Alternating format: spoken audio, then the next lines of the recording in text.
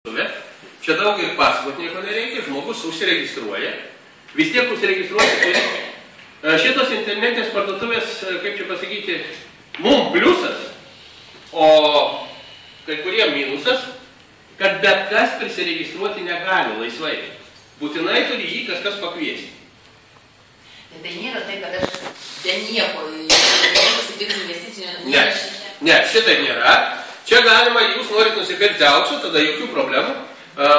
Ponas jūs informavo, kad yra tokia galimybė. Jis užregistruos jūs arba jūs pati užsiregistruojat, gavę jo prisijungimo numerį. Kiekvienas mes turim šitos numerius. Ir tada jūs padarot pavedimą į Mvoldeksą tokią sumą, kokią jūs norit. Į jūsų sąskaitę įkris pinigai, finansų skyrių viskas yra matoma internete. Ten, kada jums pinigai užskaityti, jūs tada renkatės ir perkat auksą už savo pinigėlius. Ar 100 gramų, ar 200. Kainos aukso investicinio. Investicinis kainos, viskas yra vėlgi internete, yra magazinų. Jo, yra magazinų. Šitą magazinę internetą daryk. Gerai. Ir ten dar buvo norint pasisiūsti. Jo, jūs nusipirkote. Tas šalis, kur ten nėra akcizinių, muitų, apmokestinimo, kaip čia yra su Lietuva, su to investicijų? Lietuva Europos Sąjungos narė. Europos Sąjungoje aukso nei PVM nėra skaičiuojama, nei NDS to muitų. Jo, nei šito. Parsisiunčiat jūs, kur jūs norit. Jeigu jūs siūsit į Rusiją, yra parduotuvė. Parduotuvėje aukso kainos iš karto surašytos. Visos šitos kainos yra... Supratau, nereikia plačiau. Nereikia. Nėra mokesčių. Nėra mokesčių. Dabar kodėl verta perkti čia? Jeigu jūs pasianalizuosit kainas visos į kitos internetinės parduotuvės, kur jų yra ir Anglijoje, ir Vokietijoje, gali prisijungti Ispanijoje, kainos visą laiką yra aukštesnės, bent jau aš kiek žiūrėjau. Kinco yra pagrindinis pardavėjai, vienas iš pagrindinių. Taip, jų kainos yra didesnės negu Mvoldeksas. Ten yra 100 eurų, kai kur 80, kai kur 120 eurų. Kodėl jie tai daro? Aišku, savaime viskas yra aptarnavimas. Kadangi Mvoldeksas turi išdirbęs premijinę bonusinę programą, visi tie kaštai sumažėjo. Už tai kaina yra.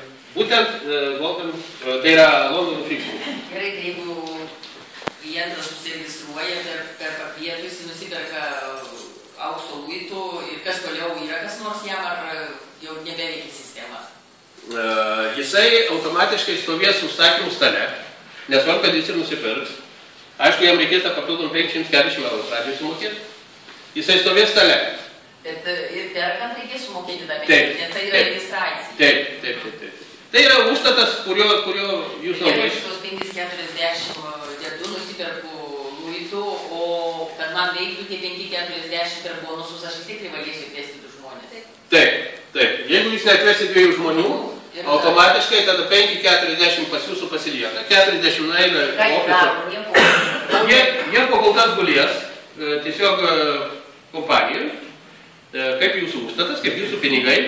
Jūs praeisit 2 stalus, tada jums už tos 500 eurų bus nupirktas auksas. Pagal kainą 15-16 gramų.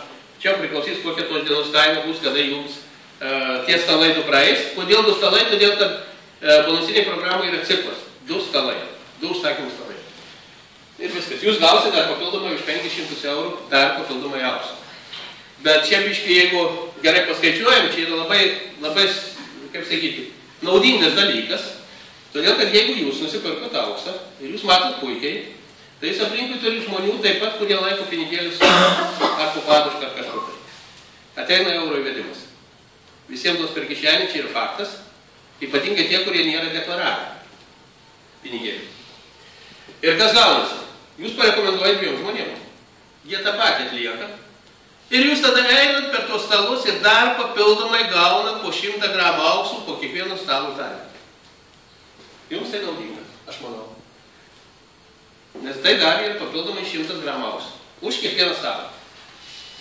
A jie paskui taip pat rekomenduos savo žmonėms. Jeigu jie nerekomenduos, jie gaus už savo 500 savo auksą. Ir viskas. Ir viskas. Tai va, šitaip reikia programą.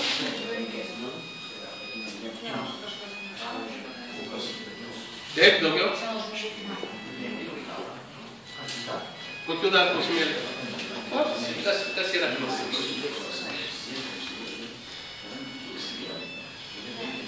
Ateitų į kiekvieno butą, į kiekvieno rankas. Puikiai suprantat, kad tai čia nėra duona druska, čia nėra kasdienių prekių.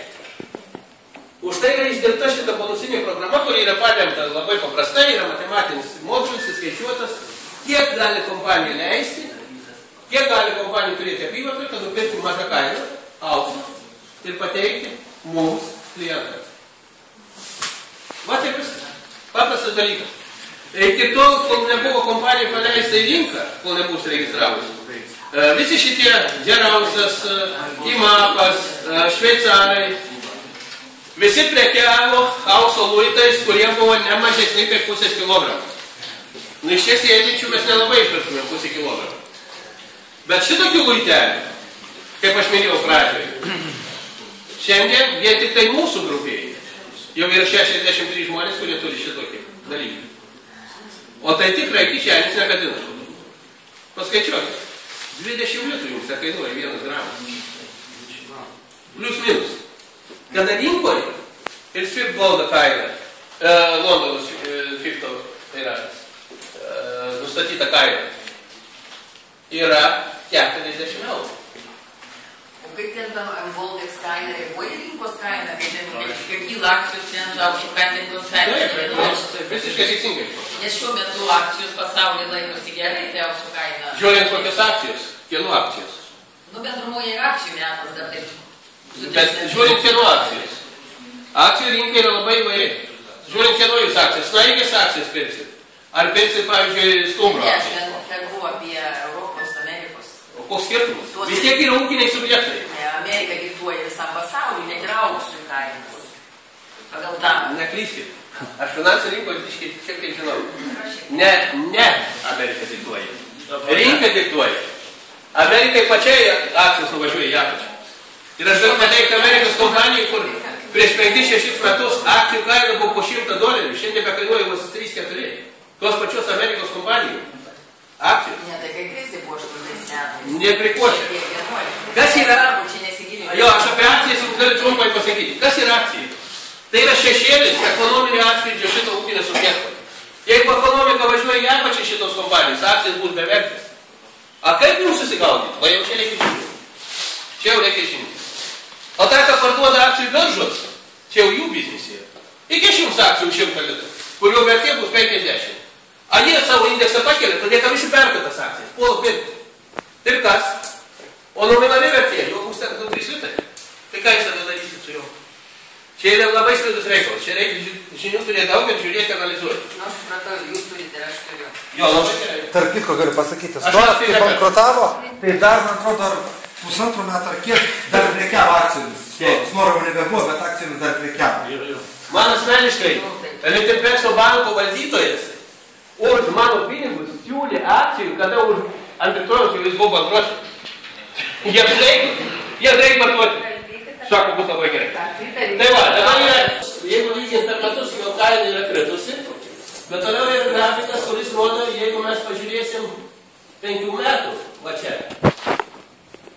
Tai mes puikiai matom, kur buvo 1000, dabar yra 1300. Diversifikavimui, tai labai yra pliusas nemažas. Aišku, dar jeigu jį parengsit brangakmenį, pavyzdžiui, briljantą, tai tada jūs tikrai turite protingai diversifikuotą savo investicinį krepšį. Mums šiuo atveju aukso kaina nėra visiškai aktualu. O kol kas. Kodėl? Todėl, kad pradžioje didžioji dalis žmonių ima pinigus. Ir ponia Emilija pardavė 100 gramų aukso, tada įgavo pinigus. Jeigu nebūtų pardavus, būtų turėjo 100 gramų. Aš taip pat, kiek aš gavau, uždaryti 6 stalai. Aš viską pardaviau. Nes man nereikia, jeigu nesalotus, aš turiu, man užtenka. O pinigėlė man sukas apyvartoj toliau. Tas, kad žmogus laiko šiandien bankių pinigus, nesuka versle ir taip toliau, nusikaltimas laikyti bankių pinigus. Todėl žmonės verkia paskui, kad mažėja, infliacija valgo, administravimo išlaidas didėja, jūs 1000 litų laikydami, metų gale, bet turėsit apie 850. Vertingų pinigėlių. Deja yra taip. Ponia Emilija, prieš kiek laiko jūs čia? mėnesius, bet tai greitesnės tam. Taip, aš supratau, buvo išsiaujas. Jo, tai kėlis.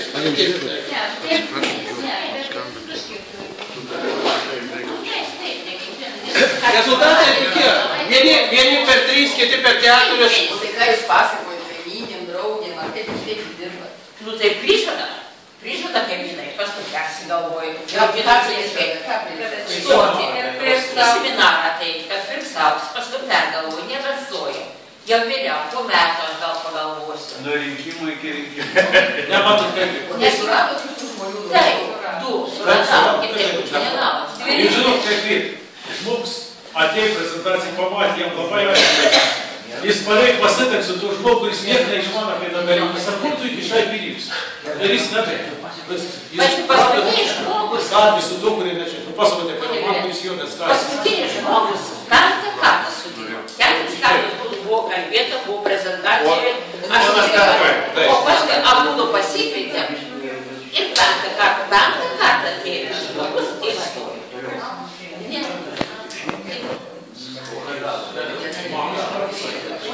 Taip, čia viskas vyksta labai prastai.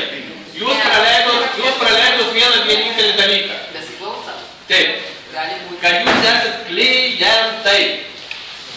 Ne distributoriai, ne perpardavinėtojai, bet klientai. Dabar įsivaizduokit paprastą pavyzdį. Jūs nuėjai į top centrą, nusipirko televizorių 4000 litų. Bet ten yra, sako, jūs atvesit tų klientus, aš jums duosiu nuolaidą. Jūs atvedėt tų klientus, jums televizorius pakainavo ne 4000, o 2000. Pasinešėt namo. Kokie mokesčiai? Čia tas pats. Čia aš atvedu 2 klientus, už tai, kad atvedžiau į kompaniją 2 klientus, aš pats esu klientas, ne darbuotojas Goldeso, ne kažkas tai, jokių darbinių santykių. Žmogus man kompanija davė 100 gramų aukso. Man nereikia šito aukso, aš jį pardaviau. Sąskaita išrašyta yra 3100 eurų, ne? Kada parduodu, kompanija paima bonusimus. Belieka man 3000 eurų. Pelno pas manęs nėra. Nuostat šitą. 100 eurų aš praradau. Kokie mokesčiai? Ir tą mes aiškinamės mokesčių inspekcijai. Nuo bonusų mokesčiai nėra skaičiuojami. Visam pasaulyje yra skaičiai Europoje ir Lietuvoje. Čia yra premijos, čia yra bonusai. Jie nėra apmokestinami ir tai yra oficialiai. Kitas klausimas yra, kada aš pradžiu, kai lyderis jau pradedu lyderių programą. Tada jau ten jau yra pelno perskirstimas, kompanija pusė pelno dalies atiduoda į tą lyderių programą, tada man kaip konsultacinis darbas jau yra. Aišku, tada aš turiu turėti ūkinį subjektą. Arba individualią įmonę, arba ten patentą kokią, ar kažką tai. Nu ir nuo tų pajamų, pajamos minus išlaidos, sumokėti savo pelno mokestį. Lietuvos įstatymai pelno mokestį leidžia mokėti 5%, jeigu ir minimaliai įmonė. Viskas, nu sumokėsit nuo 1005%. Jeigu jau bus to pelno, jeigu jūs turėsit daugiau... Jeigu konsultuosit.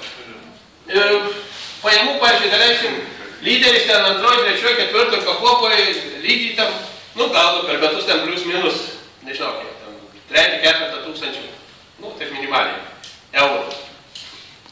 Bet jūs įvertinsit transporto išlaidas, visas išlaidas, kurios jums, nu, nusuosit, gausit pelną, nu, tos 5% sumokėsit.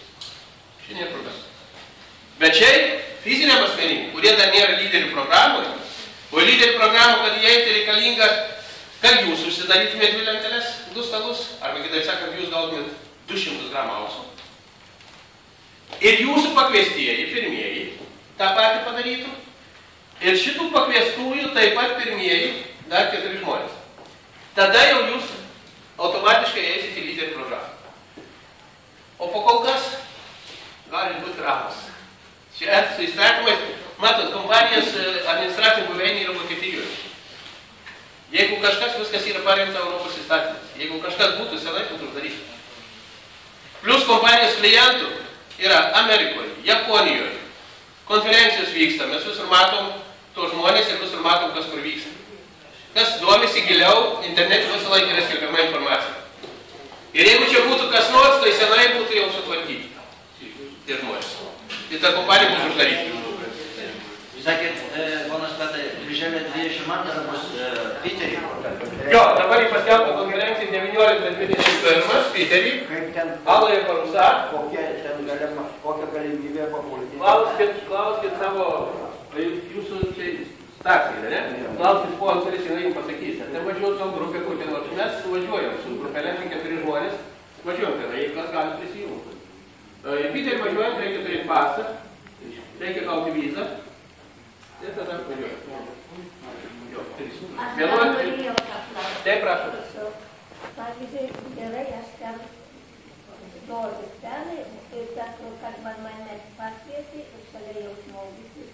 O mano žmogus jau 3 mėnesiai laukia, niekaip negali. Ar mes negalime į priekį, nežiūrint, kad čia nėra įsipildyti? Negalime. Turime įsipildyti. Čia reikia tos žmonės tada biškai pajudinti, ką jis daro, tada jūs mėgat. Nejaukit, nenorit pajamų. Čia, nu matot, čia yra darbas su žmonėm. Čia nėra, kaip sakyti, paspaudėt ir važiuojat. Kiekvienas turi savo įvairių ten pasiteisinimų, kodėl jis nedirba. Kiekvienas suranda priežasčių, kodėl jam seminarai nereikalingi. Jis tai viską žino, kad rezultatas toks. Deja. O stabdo ne todėl, kad jūs, pavyzdžiui, jūs stovi čia ir esate konkrečias žmogus. Tas žmogus jau turi žmonės viršui, bet jie nėra vietai. Kol nesudirbs, jie nenukrenta, nesidaro. Taip pat aš ten stovi, jie gyvena. Jums tas trūko, reikia galvoti, ypatingai, kad neirgi patys. Dabar mes pradėsim birželio mėnesį darytis tokius, kaip čia pasakyti, vienos grupelės pasitarimus arba susirinkimukus, ar kaip čia pasakyti. Taip, dar bandysim kalbėti su tai žmonėm, kuo jie čia atėjo, tada jeigu jie kitiems stabdo. Nes jeigu jie nenori, tai jie neturi teisės kitiems stabdyti. Jeigu jie eina lauk, tada yra galimybė perstatyti, bus jiems jų vietą pastatyti. Žmonės 40 eurų jie sumokės už tai, kai jie išeina, tai tegu jie eina. Bet jeigu žmonės atėjo ir dėl, kaip čia pasakyti, nežinojimo, kaip nedirba. Tai tam mes vedam šeštadienį seminarus, tam mes važiuojam į grupės, kur tik tai reikia, kur tik tai nori žmonės. Tam mes žmonėm paaiškinam, kaip iš tikrųjų reikia daryti. Ir visiems dar kartą pakartosiu, visiems be pradedantiesiems, niekados nebėkit pas žmonės ir nebandykit aiškinti. Gausit klausimų, į kuriuos atsakymus neatsakysit ir 100% jūs prarasit tą žmogus. Čia jau yra iš praktikos patirta. Geriau pasikviečiat tas, kas jūs pakvietė, arba tiesiog mums paskambinat, susirenka žmonių grupelės, kaip Esemidrijoje, kaip buvo nuvažiavę. Kaip būtų, susirinko žmonės, atėjo kaimynai, pasikalbėjom, viską išsiaiškinom ir šiandien rezultatas yra, kaip rusai sako, nalico. Bet kada žmogus pats, aha, čia man nieko nėra, aš čia žinau, čia viskas tvarkoj, nubėgo pas kaimyną, pripasakoja, porą klausimų atsakymų nėra, kaimynas laisvas. Jau matyti, jam protelis pavažiavo. Nu ir viskas. Ir pasibaigė viskas to. Jo, aš galiu to. Jo, prašau. Pasakysiu įdomiai, apie pilį nesakys. Per pilį būtų iškrat, bet buvo viskas kvapuoja. Bet pilį gali nuotėdžiai papasakyti tiem žmonėm, pasakyti, tada čia įstoja, dirbsiu. Ir jinai sakė, nu, gerbim kaimynai, aš čia įdėjau į klimpausą, pasakyti žodį klimpau. Ir jūs padėti. Ir viskas, tie žmonės sakys, užgersit ir jie viskas. Gerai, kaip išnavo. Ir čia buvo vienas priežasčių. Dabar Emilija turi pasiimti pinigus. Da, jie žiūrė. Žmonės nuožiūrė, mes toks nesuprantam. Tik klimpai, nori klimpai. Čia kartais kalbam, tai galbūt tvarką, vienas nepatyrus. Jūs pačios kompanijos atėjo tą vieną moterį, paskutinį, kuris nuėdį sako, matau tau gerą sakį, nuškirtis tu esi geras žmogus ir ten tik esi protingas.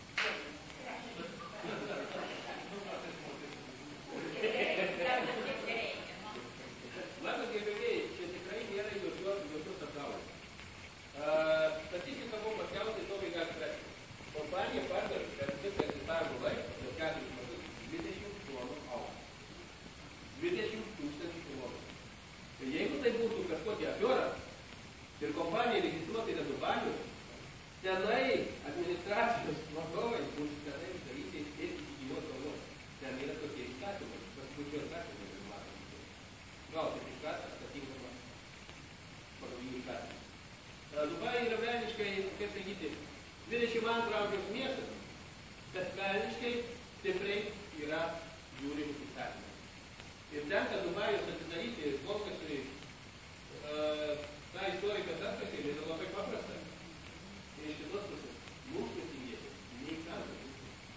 Pasirodo, Gold & Silver Physic Metal kompanija, koncernas, kuris yra veikia Vokietijoje ir N pasaulio valstybių, vienas iš akcijų paketo laikytojų yra ne kas kitas, kaip šeikas, būtent Arabų Emiratai. Už tai, kad kompanija įregistruoti yra Arabų Emiratai. O ką tai reiškia? Eilinis sprendimas, tas tokie mokesčiai yra užsiregistravimas. Sąlygų kelias, bet registracijos mokesčiai. Eilinis pirmelis. Ir tai senuotis. Ir yra registruota, kaip jūs Dubajus, tam pačiam didelis kažkoks kaip būrė patys. Dabar statomas yra aukščiausiai darbuojantis, perėjai ofisas tenai. Darbinis ofisas yra Briuselėje. Maksimilis Štrasė 13. Ten sėdi generalinis direktorius, kuris taip pat turi akcijų steigėjai. Ten sėdi administracijos merginos, su kuriuo mes palaikom ryšį, jeigu iškyla koks klausimas. Jeigu kompanija būtų fiktyviai, niekados jokio atsakymą negausim. O mėnesį po 2 ateina atsakymas. Čia tik parašai laišką. Mes laiškus netrašom lotiniškom raidėm rusiškus žodžius. Kadangi sėdi ten rusakalbiai, nes didelė dalis yra Rusijos rinkos, taip pat dalyvauja šito versle. Angliškai aš nemoku, aš ir nerašau. Rašau rusiškus žodžius lietuviškom raidėm, jeigu taip galim paprastai sakyti. Atsakymai mygu. 15 minučių viskas, atsakymas yra. Ko paklausi, tą gausi. Jeigu kompanija nedirbtų, jeigu kompanija neveiktų, čia gali belstis kiek nori dalis, kokiais nori. Ir nieko nebus. Tai va gerbiamieji. Dar tokių klausimėlių. Daug gausit atsakymų, kad čia yra piramidė. Tada bendrausit su žmonėm. Finansinė piramidė. Žmonėm tas finansinė piramidė visur yra prieš akis. Atsakymai labai paprasti. Parodykit finansinę piramidę, kuri jums duoda prekę. Jūs ten įnešę pinigėlius, gaunate procentėlius. Viskas. Pabandykit išeiti iš finansinės piramidės. Grąžinsit jums tos pinigus. Niekas. Viso gero. Įnešit ir laukit, kol jūs dar pakviesit tokių pat žmonių, kaip aš sakau, neįžeidžiant tų, kurie ten yra, kurie suneš pinigėlius. Norėsit išeiti, pinigėlius gal negausit. Čia norit išeiti iš komplekso, prašom. 14 dienų net. Egzistuoja visas 540 dienų grąžinta. Toliau ciklas apsisuko. Nepakvietėt jūs tų 2 žmonių, nežinau, gyvenat miške kažkur. Metkirčių nėra, žmonių nėra. Meškos vaikšto, tokių nepakviesit. Apsisuko 2 stalai. Jūs už 500 eurų gausit tą auksą, kuris priklausys pagal kainą tos dienos. Ir tada tik tai išstojimo mokestis 40. 40 jau to nebegausit. Jau tas jau yra todėl, kai išnaudojantis internetu, viskas tą yra. Viskas. Jo, administravimo mokestis. Pabandykit jūs finansiniai piramidėje susigrąžyti pinigus. Va, kur čia yra visas kaip sakė, niuansas. Sąskaitą parodat, viskas tvarkoja. Aš buvau čia, sakau, aš praeitą savaitę buvau susitikęs su vienu studentu, ekonomikos fakultetu Vilniaus universitetu. 4 kursė studijuoju. Jis man visą teoriją apie piramidės. Išklausiau, viskas tvarkoja. Kaip pasakiau čia, parodykit man čia piramidės požymį. Matot, 8 finansiškai, kaip, aritmetiškai sudėjus. Čia gaunas 4000, 3,5 gaunų, pusė pasilieka. O kur sąskaita? O kad čia nėra, sako, jokių sąskaitų. Žmogus nežinoja, kad čia yra sąskaitas. Atidariau sąskaitas. Pamatė, kada aišku, užstatas ir sąskaitoje aiškiai parašyta. Užstatas 540 eurų. Sąskaita įstatyta 7100 eurų. Apie kokį piramidę? Ir baigės visas žinojimas. Finansinės piramidės veikia tik finansinį pagrindą. Turėkit visiems tą omeny. Aišku, nesivelkit į tas diskusijas, nes yra žmonių, kurie tikrai yra nudegę tos piramidės ir tikrai jie nenori girdėti tą, ką jūs sakysit. Vėlgi, ypatingai nauji žmonės, kurie nesenai pradėsit. Kada mes pradedam jau kalbėti iš apačios ir rezultatus parodom, tada jau yra kitas klausimas. Jūs, kol dar neturėdami rezultatų, tikrai bus sudėtinga, jeigu jumi žmonės nelabai ir pasitikė. Čia gali būti ir tokių niuansų. Nes auksas telką atstumė, o dar kai kurie taip pasako, kad čia jūs gausit, ateikite į kompaniją, gausit 10 000 litų. Žmogus pensiją gauna 1000. ir jam jūs pasakysit, kad per mėnesį jisai gauna 10 000, jis visą darbo laiką, ko gero nėra matęs tokių atlyginimų. Įsivaizduojate, koks jam šokas. Jis nesuvoks šito dalyko. Už tai reikia profesionaliai prieiti, profesionaliai paaiškinti visą šitą reikalą. Tada viskas aišku, tam viskas turi savo vietas. Keičiasi technologijos, nebūtų interneto, nebūtų šiandien aiškintos kompanijos. Prisiminkit, kaip mobilus atėjo į mūsų gyvenimą. Aš jau esu sakęs vieną istoriją. Kai aš gavau mobilų, parsivežiau namo, buvo švieni ieško laiką, sakau, jums stambiai, ieško laiką, ką čia durtum laikai, sako. Duodi telefoną laimę, tai nėra. Taip, nėra, sakau, stambiai, priimk. Numetė visą gerą. Naujovės priimamos yra visur sunkiai, visur sudėtingai. Ir tam reikia turėti informaciją. Ir aišku, klausimų jūs gausit daug. Aš visiems sakau ir rekomenduoju. Yra neaiškus klausimas. Nepabijokit paskambinti. Paskambinot, įjungėt garsiakalbį. Aš atsakysiu, arba jūsų pakvietusieji jūs atsakys žmonės. Jums iš karto sustiprėja pozicijos. Todėl, kad, jūs reiškia ne vienas, čia dar yra žmonės, kurie žino, kurie yra atsako. Tai yra didelis pliusas. Jums asmeniškai. O tai veikia. Iš kompanijos pusės viskas yra. Patikėkit, aš tikrai nesu matęs, taip viską aiškiai išdėstytai, suprantama internete, visą dokumentaciją, visą sąskaitas. Kad žmogus turėtų visus prieimus prie šitų dalykų. Mažai tokių kompanijų. M-Goldiksas, ar kitko, per 13 metus yra gavus Europos Sąjungos apdovanojimą vienam forume, kaip sparčiausiai besivystanti įmonė rinkoje. Ir tai skaičiai rodo. 4 metai tokių klientų kaip mes pasaulyje skaičiuojama dabar apie 500 000. Klausimas Lietuvoje. Apie 200. Atsiprašau, apie 2000. Tik tai. Kodėl? Todėl, kad visi bijo. Visiškai normalus jausmas, tai patikėkit. Taip, aš tikiu. Žmogus negali... Aš tikiu. Bet aš visą laiką žiūriu tą... Taip, aš visą laiką žiūriu pragmatiškai tos dalykus. Kai gavau pasiūlymą, savaitę laiką analizavau aš asmeniškai. Savaitę laiką, kai aš gavau pasiūlymus. Ir man buvo vis tiek, kas čia vyksta. Kad šis aiškino faktorius, nes teikėjas yra, kur kompanija registruota, ar tikrai čia nėra kokių povandeninio kravų, tai tada, mano buvo pasakyta, taip, Lietuvoje ir įvykę Šiauliuose, lapkričio 30 dieną. Ir šiandien, tie, kas jau dalyvaujam, yra Skype'as, Skype yra, paskui klausimus, gerai? Skype yra viskas surašyta, kur vyksta, Kaune, kada Vilniuje, Šiauliuose, kada Klaipėdoje, jūsų žmonės gali tenai nueiti. Tik aišku, prieš tai rekomendacijai, kad užsiregistruotų. Todėl, kad registracija nieko nekainuoja. O jeigu neužsiregistravęs nueis ten, gali būti kaip to šokių vakarėlį. Atėjus Saulutė, išeis su Petrutis. Čia jau gali būti, todėl, kad jūsų nėra. Žmogus atėjo, kažkas atsisėdo, jie pasikalbėjo, Vilniečių su Vilniečių šnekam, bet man tas klaidėlis. Ir užsiregistravo. Bet jeigu jis bus užregistruotas jūsų, antrą kartą jis neužsiregistruotas. Gali, bet jau sudėtinga, tam yra ne. Ir seminarą kažkur tai būtinai paprašykit, kad tikrai susiregistruotų. Nes yra pamiščių, kaip sakiau, atėjęs Saulutė, išeis į Petrutis. Taip yra, mūsų nepadarys. Jeigu